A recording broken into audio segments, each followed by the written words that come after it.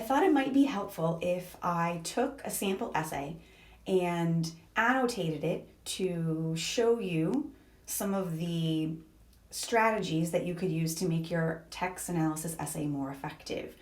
I've made a lot of comments about how to more effectively integrate all of these reading elements, how to weave references to style and methods of development into your essay, how to use topic sentences to more effectively show your understanding of how a writer organizes. But it's probably hard to understand that abstractly. So this is my attempt to teach you that. Just a little bit of a disclaimer, sound quality is probably not going to be great. I'll do my best.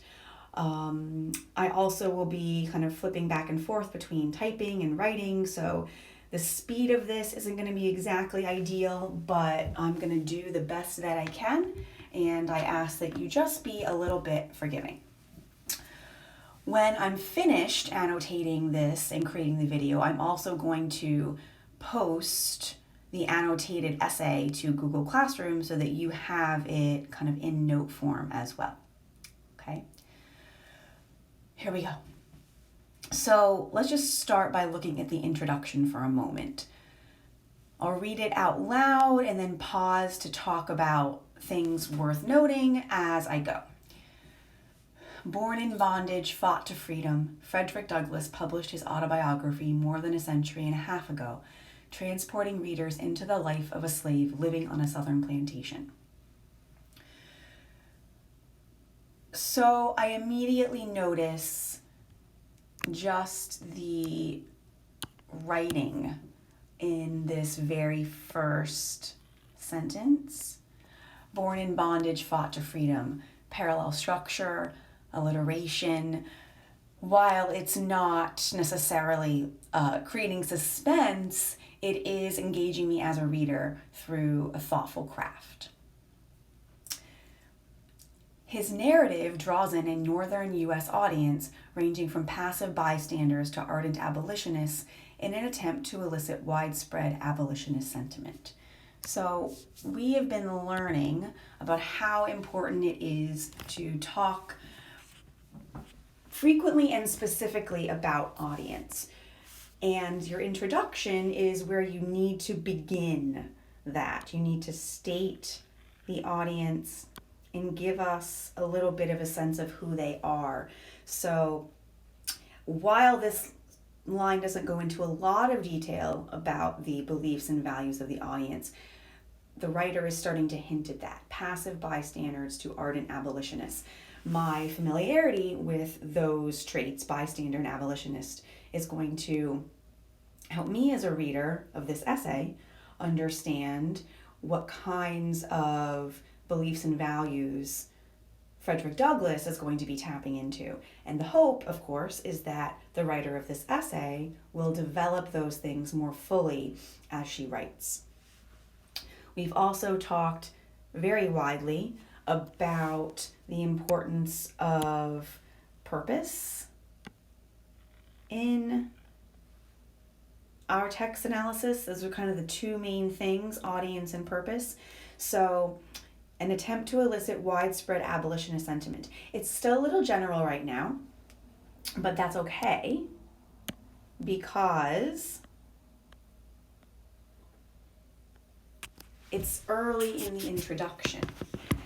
So you want to find a balance between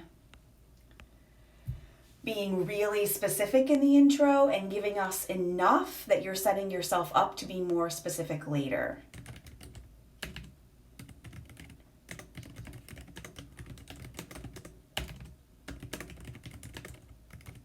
And I've already apologized for all the weird sounds. You're going to hear me typing. It's just going to be the way it is. I'll add an annotation here about audience as well so that we have that recorded. I'm going to try to keep my color codes going.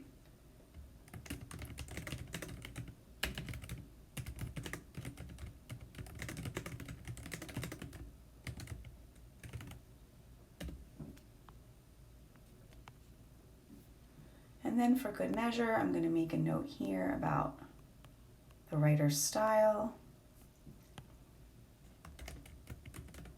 Oh.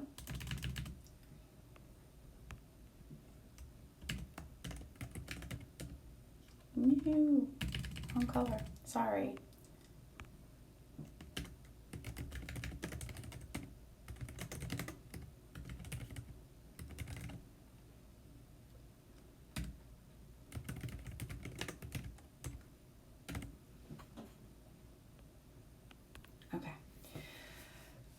Moving on, Douglas exposes the tactics slave masters employed to perpetuate slavery, revealing its debasing immoral nature. By inviting readers to learn about his early life, Frederick Douglass subtly dismantles the argument in support of slavery and establishes the recurring idea of dehumanization throughout the book. Okay, so this is the all-important thesis statement. This is where your job is to be very specific about the purpose of the text you're analyzing and to at least start to introduce the techniques, the how that the writer uses to develop that. So let's get back into a little bit of our color coding. Purpose. Oh, I like a straight line.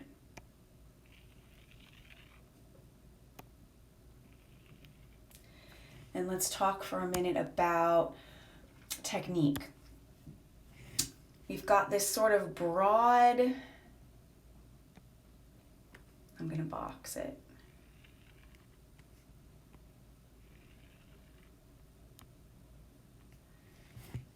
By inviting readers to learn about his early life. That's kind of vague. It's general. However, that is greatly preferred to something that says through diction, tone, and rhetorical appeals. Listing techniques out like that is very mechanical and it's going to lead to a really reductive essay. So it is much more effective to be somewhat general in your thesis statement. Have that by phrase, by inviting readers. And then as you develop your argument, your analysis, then you can get into the specifics. Another key thing this writer does, and it's sort of embedded in here, which is actually what makes it more effective, is here. It's easy to miss if you're not paying attention to it. He dismantles the argument in support of slavery. This tells me that argument is going to be a primary method of development that the writer of the essay is going to focus on as she develops it. But it's done subtly. Notice that she didn't say, Frederick Douglass uses the method of development of argument, because that's mechanical. I mean, pardon my informality, but it's gross, it's boring, and it's wordy. So one of the things you want to do, and you can do this by practicing, by having you edit with each other, by just reading all these examples I'm giving you, is to bring the information in a much more sophisticated, subtle manner. It's not hitting us over the head with it. Okay, let's get into the bodies. So the standards that I am going to focus on in particular are the ideas of showing understanding of how a writer uses method of development, how a writer organizes, and how a writer uses elements of style. Because what I'm seeing in a lot of the essays is that this is done in a very mechanical or unclear way. And so I'm going to try to point out to you through the annotations here how to do that more effectively. First topic sentence. Douglass indirectly challenges the argument that the fundamental existence of slavery is natural through his introduction, thereby taking down this idea that slavery exists because of the inferiority of blacks. One of the things that topic sentences need to do is anchor back to the thesis, and they do this in two main ways. They do this by using keywords and synonyms of them and repeating them. That's one of the main ways that we thread an idea through a piece of writing. So she brings in that idea of argument again. And that's what I mean when I say weave the method of development in throughout your essay. And I'm going to point that out as we go, but you're going to see the word argument. You're going to see words relating to argument like claim, logos, pathos. You won't see it in this essay, but other argument terms are concede, refute, all of these, the vocabulary of arguing.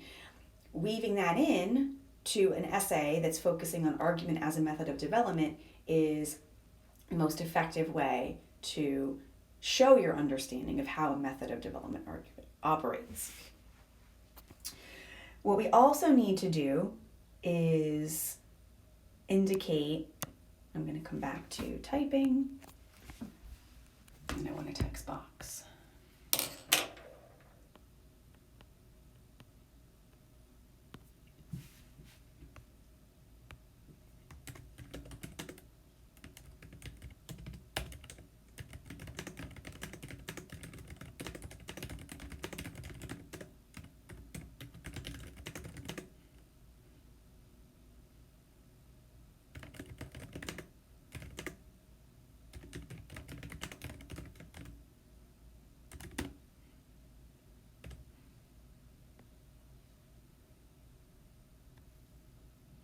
Okay.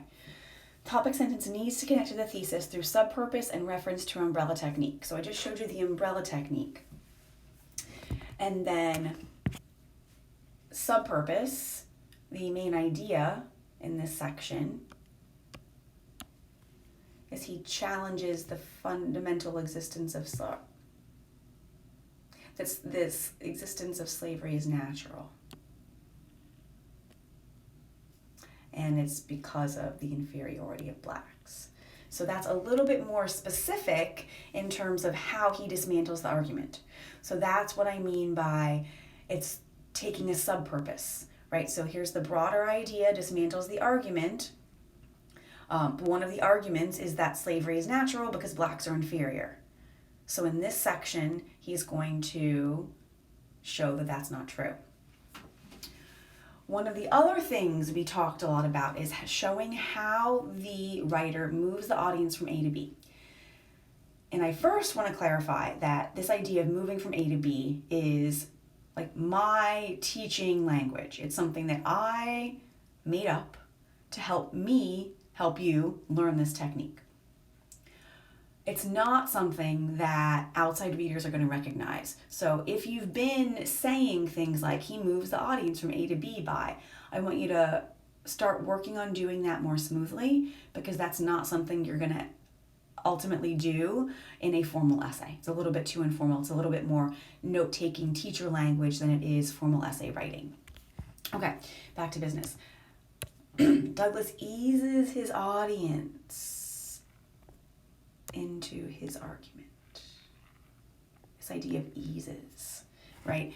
It's that seeing where the audience is now, where am I going to take them? So the idea of easing, that verb tells us we're at the starting point. We're on the, left side of the riverbank. And now the writer of this essay is going to give us details from the text, and there are a variety of different ways to do that. You do need to cite specific details. The details that you cite should be the ones that you plan to talk about more fully in analysis. It's also a good idea, especially if you have a large chunk of information that you want to talk about, to summarize or paraphrase it so that you're not quoting large chunks of text. And that is what we see this writer doing. He barely knows his mom. He does not even know his age. Slaves do not have this privilege, which is a quote, word Douglas uses. Douglas admits his lack of identity, an intrinsic unique element to the human persona. He matter-of-factly mentions he knows no better than a horse, a subtly powerful comparison that sets the stage for an even larger scale dehumanizing practices. So there's quite a few things happening in this sentence, or this section rather. As I already mentioned, the writer is summarizing the most important details from the text, barely knowing his mom, not knowing his age, the comparison to the horse. Then she's got some other very subtle references in here. So one of them is the idea of matter of fact. So again, not heavy-handed, but matter of fact is a tone word.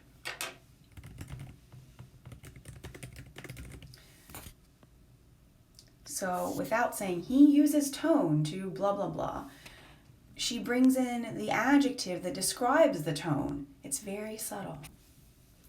Then we have here, I'm going to use, what color? Let's use light blue. A comparison, which is a method of development. We know this, right? That isn't the main one. Whoops.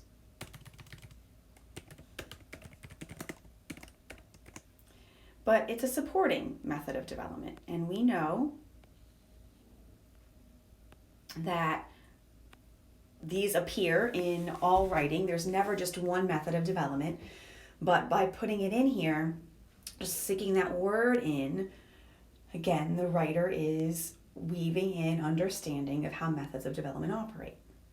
Okay. What's important here too is that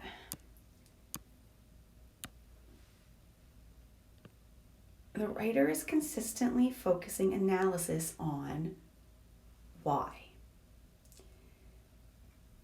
I could easily see a less experienced writer or somebody who's still kind of developing their skills in text analysis talk about how the comparison to the horse makes Douglas feel. But that's not the kind of analysis we're doing. We're focusing on how the writer appeals to an audience.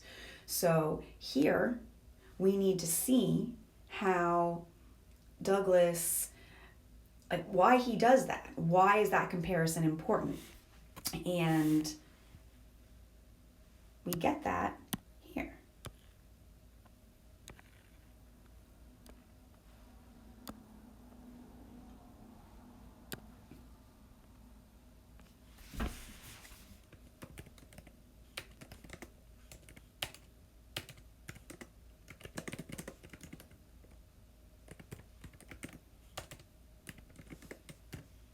Nope.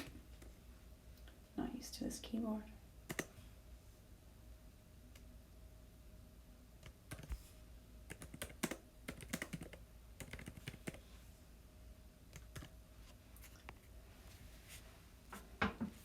From birth, his mother was separated from him to prevent the maternal bond, a process that goes against the natural processes of human life that the audience would be familiar with. Right, so again, that's subtle. Here's audience. Here's what the audience knows, believes, and values. It's not heavy-handed. It's part of the analysis. Douglas asserts this separation hinders the development of the child's affection toward its mother and to blunt and destroy the natural affection of the mother for the child. I made many comments in the essays that you need to make your analysis more specific to your cited passage. This is what I mean by that. She's directly referencing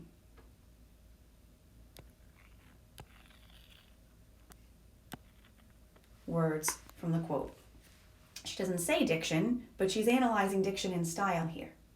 So every time I say, weave your style analysis in by noticing the technique in the quote you've already cited and then talking about it. So if this were antithesis, she might say the antithesis, blah, blah, blah. It's not. In fact, we will see that this essay doesn't have a lot of rhetorical schemes. It's mostly diction and tone, which is fine. But that the analysis of those things is smoothly integrated. And again, afterwards, what matters? Why is it important? Revealing how slavery's evil can taint the pure love between a mother and child. This is telling me why those words are here. How do they operate to affect the audience's understanding? Slave masters purposefully utilize these contrived methods to keep their slaves ignorant and unable to read. So here's content that's helping advance the dehumanization analysis. They slowly mold people, born as nothing less than human, into a slave, under the guise that blacks are already born inferior. So this is coming back to the main idea from the topic sentence, because of the inferiority of blacks. So it's the idea of threading the thesis. It's maintaining focus. Douglas makes the case that slaves are not subhuman, but made vulnerable through the inhumane practices of slavery. Again, dehumanization. The idea of making a case. It's not about how Douglas feels. It's not about how Douglas is vulnerable. This is really, I'm probably better off using this in blue. This is really an aspect of argument.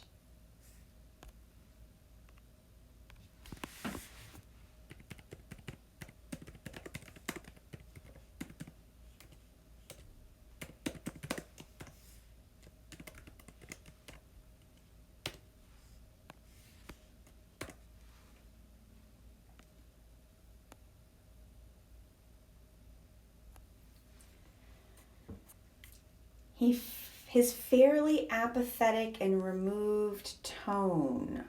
Here we go again. Style. Weaving it in. Addresses the audience with a level-headedness that makes the argument more conceivable or approachable. Again, about argument. And then this... Let's see, I don't even know what color to make it anymore. I've got too many colors. This is telling us the effects of the tone on the audience, how it's affecting the way the message is received. The details with which he develops his argument in the first paragraph also establish his ethos as a slave who has risen from the basis of slavery. Ethos, what's that? Argument term.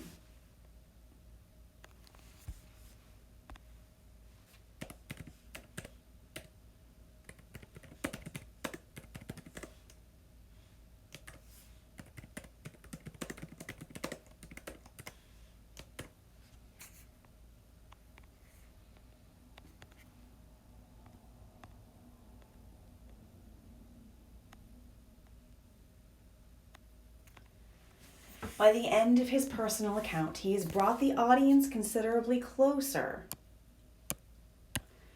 toward understanding the true manner in which slavery operates. So, we start the paragraph with where the audience is at the beginning. We end the paragraph by explaining where the audience is by the end. One paragraph done. Next paragraph. Douglas further highlights the immorality and tragedy of slavekeeping practices by illustrating the disintegration of family structure. So, transition.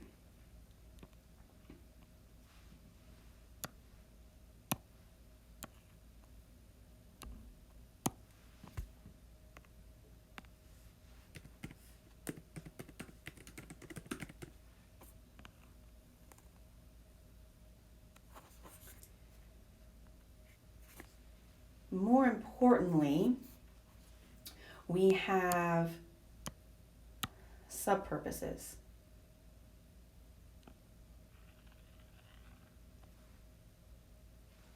And we have the how. Now notice here, illustrating the disintegration of family structure. We don't have a word that's related to argument in here. And that's okay, because it might not always every single time be about argument. The idea is that you're just weaving those terms in when they're applicable. Don't force it. His tone is steady even during his mother's death. And now an example to illustrate. Never having enjoyed to any considerable extent her soothing presence, her tender and watchful care, I should have probably felt at the death of a stranger. So once again, soothing, tender directly reference the quote. That's what I mean by being specific. How do they operate? They conjure images of a warm, affectionate childhood, which the audience knows contrasts Douglas's real upbringing. So now we're getting into specific effects on the audience. Again, we've mentioned audience. Connecting back to big ideas, emphasizing the injustice between that disparity. The emotional distance between him and his mother leaves the readers to wonder, audience again, if there are any underlying tones of regret. The tone he establishes and maintains throughout his narrative says otherwise, demonstrating to readers the miserable reality of slavery. So now I could do this last part in a lot of different colors. We've got readers again. We've got main idea again. Subpurpose. Where is the audience now at the end of the section? Also notice a paragraph doesn't have to be super long. Really break it up in terms of subpurposes and ideas. All right, moving on. Once the audience understands that slavery operates by dehumanizing slaves, Douglas subtly transitions to the implicit claim that slavery also dehumanizes the slave masters. This is a great illustration of what I mean when I say use the topic sentence to show us how the writer is moving the audience from A to B.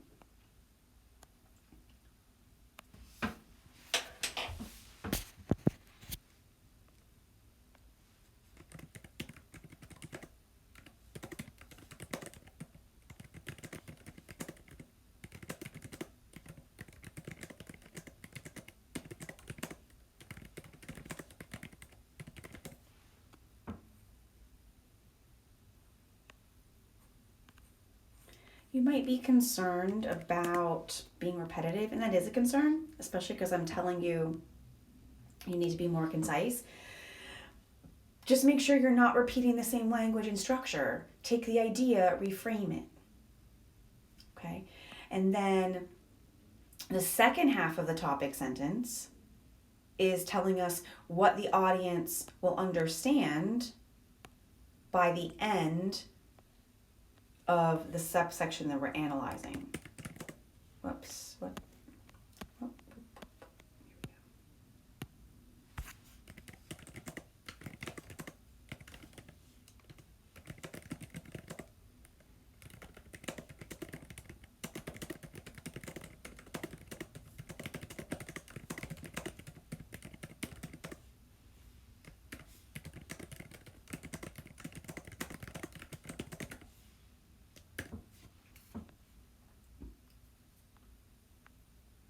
Sorry, let me edit.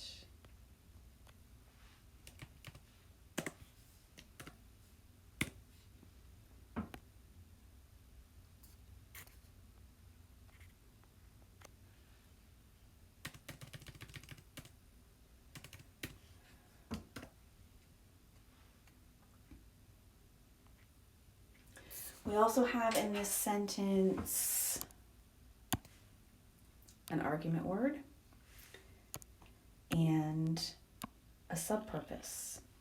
Slavery dehumanizes the slave masters. Next piece of the argument. The institution of slavery is so insidious that even the most powerful are susceptible to its evils. Slave masters who fathered mulatto children are confronted with the choice of coldly whipping his child as any other slave or selling him. So this is context that is setting up the quote. When I say introduce and blend quotations, that's really what I'm talking about here. So let's actually just pause over that example for a moment.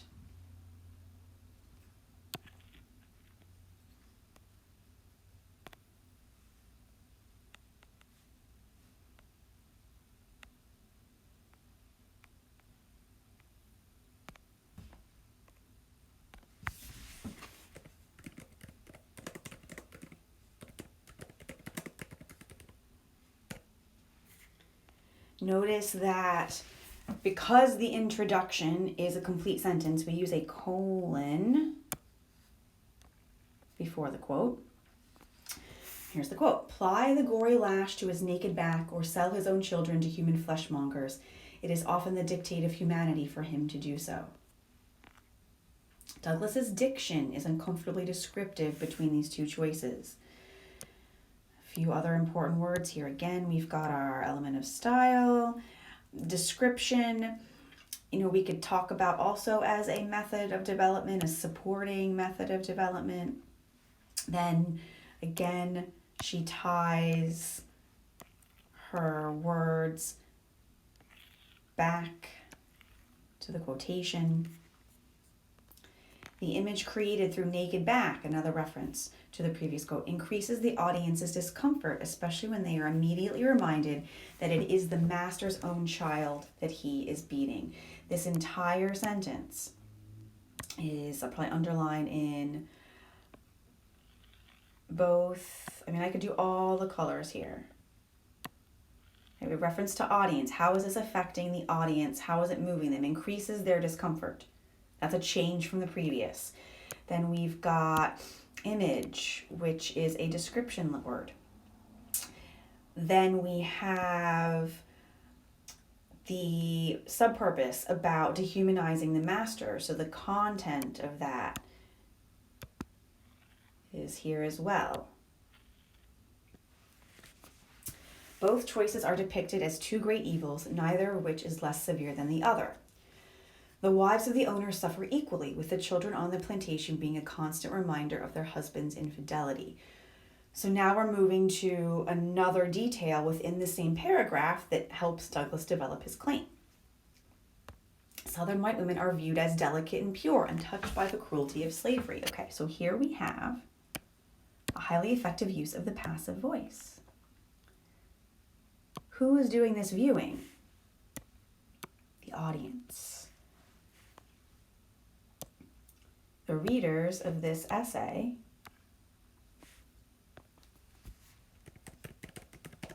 don't want yellow. The readers of this essay will understand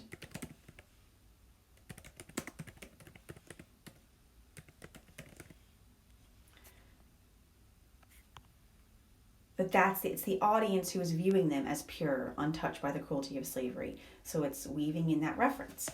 Now the lady becomes embittered to the point where she enjoys seeing the young slaves, her husband's children, being whipped.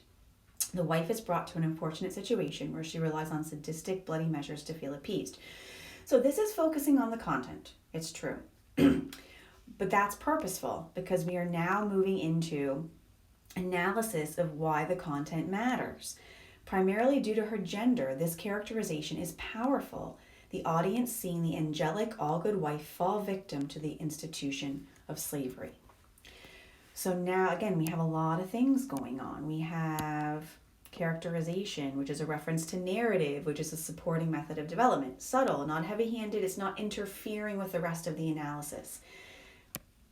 We again have, how is the audience interpreting this? And again, this part is, of course, connecting back to the main purpose. Capitalizing on the reader's pathos, he attacks Southern morale. Pathos is an argument word. You could even say attacks is. Slavery destroys the idealized nuclear unit and the relationship between husband and wife. By extension, Douglas suggests Southern morale and slavery are mutually exclusive. So I'm actually going to say that suggest here is another word for, that's another argument word. It's a subtle one. It's not claims, but that's because Douglas isn't claiming. It is more implied. So suggesting is an appropriate verb. He suggests that Southern morale and slavery are mutually exclusive, and so slavery should be abolished on behalf of all American people. Southerners should not and cannot uphold the two beliefs simultaneously. Overall, this is another means by which slavery goes against naturalness, fostering social injustice in the black and white community. All of this is, she doesn't say it, but she is showing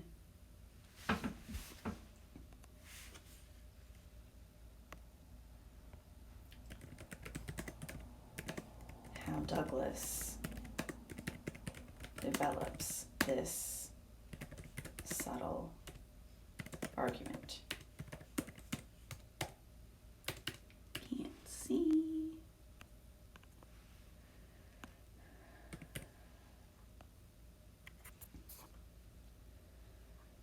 Okay, and then the end of this paragraph, again, we conclude with a reference to where the audience is by the end. He evokes the reader's emotions of sympathy and anger, which begins to alter the reader's image of a bountiful plantation with happy slaves and caring masters. So again, we have audience, we have evoking emotions is pathos, which is an element of argument. We have the idea that, again, here's kind of the sub-purpose that connects back to the main idea. Next topic sentence, same pattern. After increasing the audience's discomfort with slavery's broadly dehumanizing effects. This is basically another way of talking about this. So we repeat the concept in a different way. The word after, it does not just saying, and then he does blah, blah, blah. It's all about how the audience is feeling. Then what does Douglas do? Where will we be by the end of this paragraph? He shifts to a logical dismantling of some religious arguments for slavery. So it's more specific. Subpurpose. Logical dismantling. That's about argument.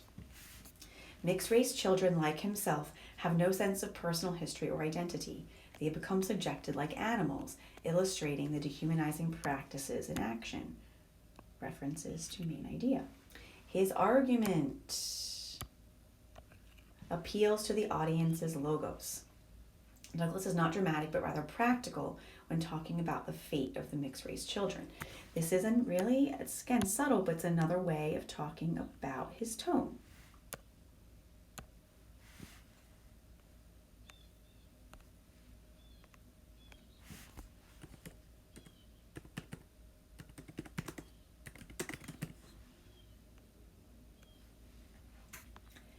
He frames a logical argument. If slavery is based on racial divides, where do all the mixed-race children and their descendants fall? Inevitably, there will be a rising class of mulattoes still bound in slavery. So now she's developing and explaining the logic. However, it will do away the force of the argument, so here's the quote, that God cursed Ham and therefore American slavery is right. If the lineal descendants of Ham are alone to be scripturally enslaved, it is certain that slavery at the South must soon become unscriptural. How does this affect the audience? She's not paraphrasing this. She's not telling me what it means. She has to understand what it means, but then she leaves that part out and she gets right to how it operates. Douglas appeals to his audience's ultimate moral compass and leads a final blow to pro-slavery justification. Again, we've got everything happening at once. Appeals.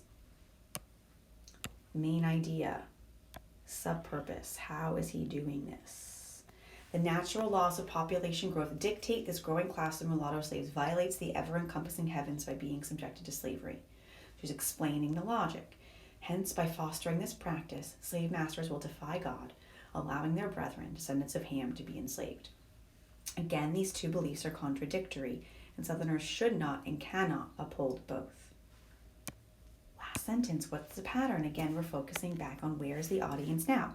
The audience is less compelled to argue against their religion and God himself. So this is actually a way of implying that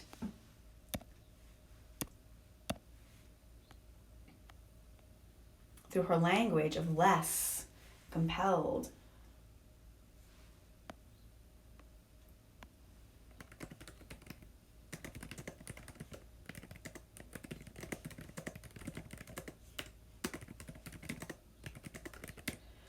implies that Douglas saved his strongest argument for last, showing understanding of Douglas's structural choices. Finally, the conclusion. Overall, his personal experiences accumulate in the novel, revealing the true immorality behind this institution. Slaves are made, not born. And I forget what color. I think I use this. This is, again, a small example, and I can annotate this whole thing with style. I'm just pointing out a couple of things. Short, clear sentence. Slaves are made, not born. It's short, it's simple. It's also actually has antithetical elements, right? She's writing her own antithesis. Douglas exposes the practices that perpetuate slavery, explaining how slaves will never be or feel capable enough to question their status as slaves, since they have always been treated as inferior. So now it's the final clarifying for us the logic. The broad purpose of Frederick Douglass's narrative is to advocate the abolitionist movement, and to do so, it is crucial that the reader understand how the system of slavery functions. So many of the comments I made, I don't even know what color I'm at now, is about how to show in a conclusion the significance, putting it into a larger context, and that's what she's doing here.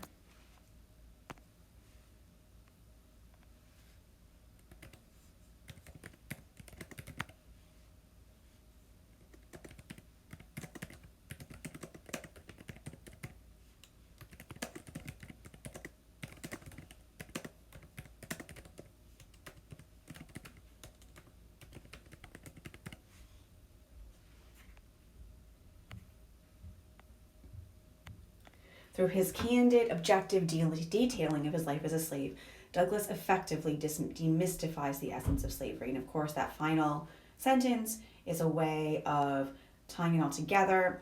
It's clear, it's simple, it's to the point. I love this language, demystifies the essence of slavery. It's just such a really lovely way to summarize the points of the essay.